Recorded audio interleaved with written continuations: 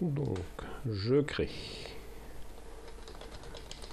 la semelle, donc qui sera bien sûr donc perforatrice.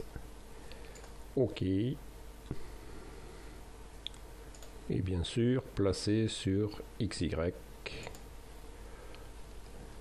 Et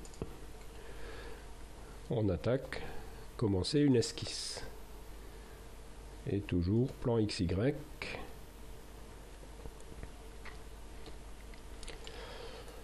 Et je commence par un simple rectangle.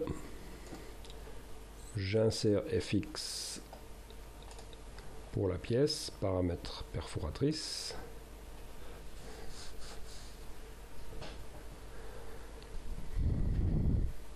Terminé. Et j'attaque les côtes. Donc semelle. Semelle largeur, tac, et semelle longueur.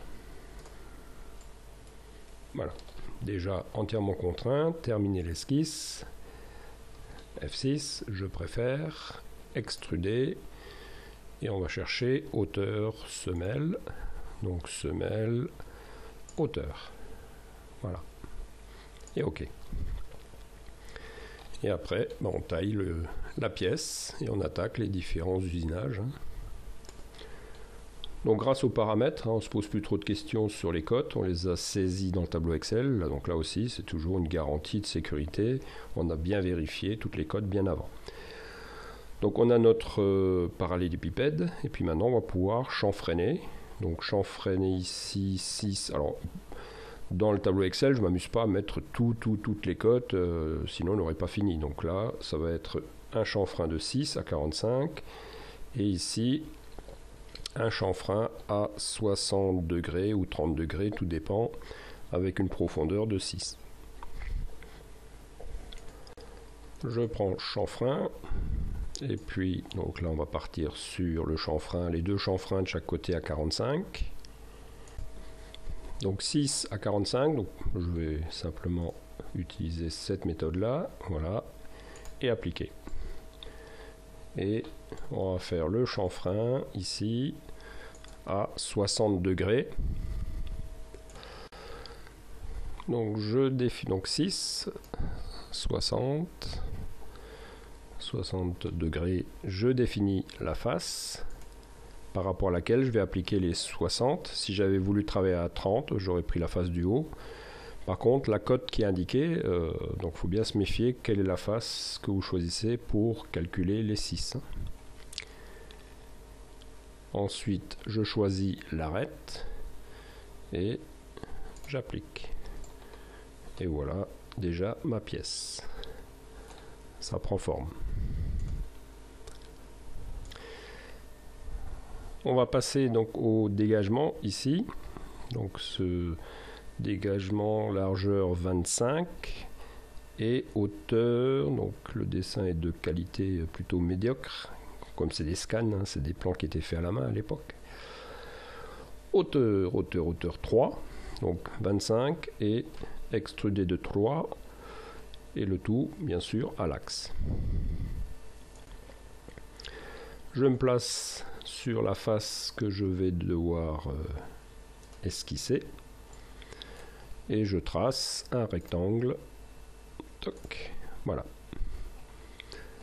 Et j'attaque les côtes. Donc ici hauteur 3.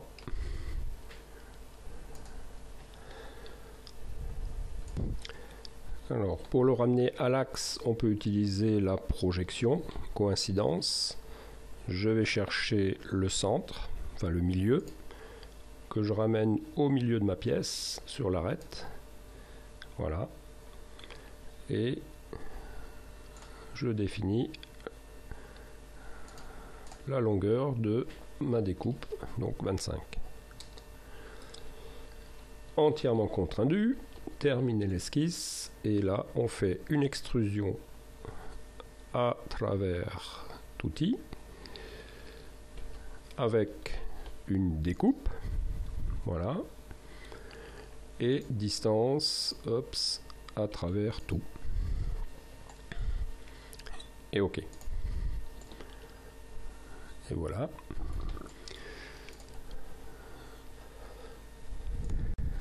On va s'occuper de la cavité pour recevoir les petits confettis. Donc on va esquisser un rectangle que l'on va ensuite extruder en découpage.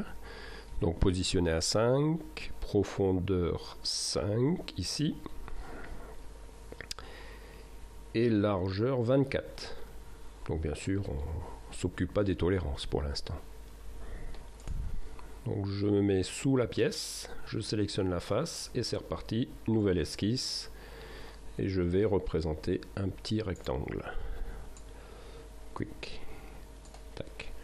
Ce que je vais faire aussi, afficher style visuel avec arête.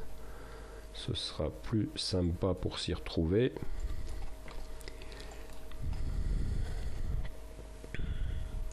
Voire même un style visuel filaire sans les arêtes. Voilà. Alors on va déjà placer les cotes. Tac, tac. 5. Ensuite on va projeter. Alors la projection par coïncidence ne marche pas toujours du premier coup. Par exemple ici, si je voulais mettre la pièce à l'axe de nouveau comme tout à l'heure par rapport à cette arête, donc là je pense qu'il ne va pas aimer. Tac, tac, voilà. Il fait mais ne peut pas à cause de la contrainte. Donc solution, je vais tracer un axe, une ligne de construction. Donc je rappelle, pour mettre en pointillé, pour préciser qu'il s'agit d'un simple trait de construction. Voilà, c'est fait. Et lui, je vais le projeter, coïncidence, par rapport à ce point, je ramène la ligne. Voilà. Et après, je peux, voilà, tac, tac, c'est fait. Sinon, pour mettre à l'axe, ce serait avec des cotes, et il faut faire des calculs, moitié de la pièce, moins la valeur, ça peut des fois être plus long. Je place la cote de largeur de ma découpe, donc c'est 24. Et la longueur 60. On y était presque. Voilà. Et après, les cotes requises à tous les coups, il y en a 2. Donc à tous les coups, c'est lié en fait à ma ligne de construction. Si je veux confirmer, bouton droite.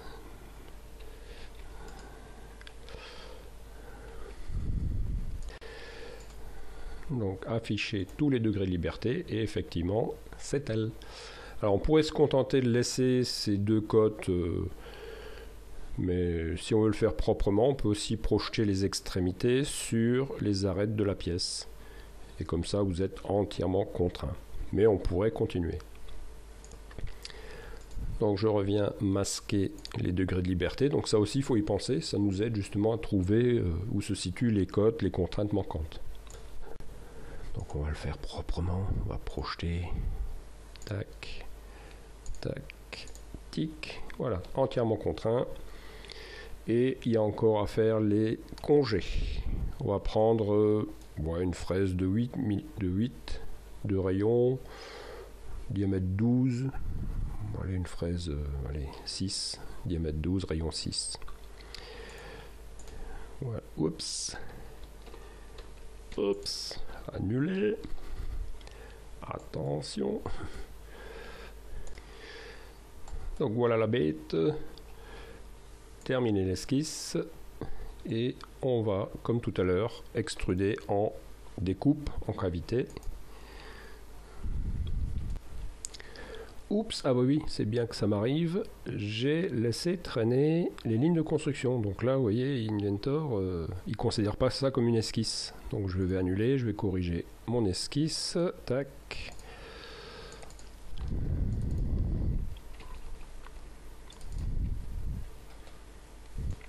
Donc je sélectionne mes arrondis, mes congés, et hop, je les remets comme une arête faisant partie de l'esquisse.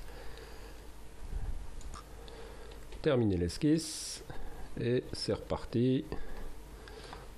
Extruder, voilà. Là il est content, il trouve là le contour, l'esquisse, parfait. On part en cavité, donc forcément il va dans le bon sens, c'est bien. Hauteur 5, parfait, ok. C'est découpé. Voilà. Donc on va devoir maintenant faire cette petite fraisure qui est prévue justement pour pouvoir enlever le couvercle facilement. Et donc il va falloir placer un plan avec un angle.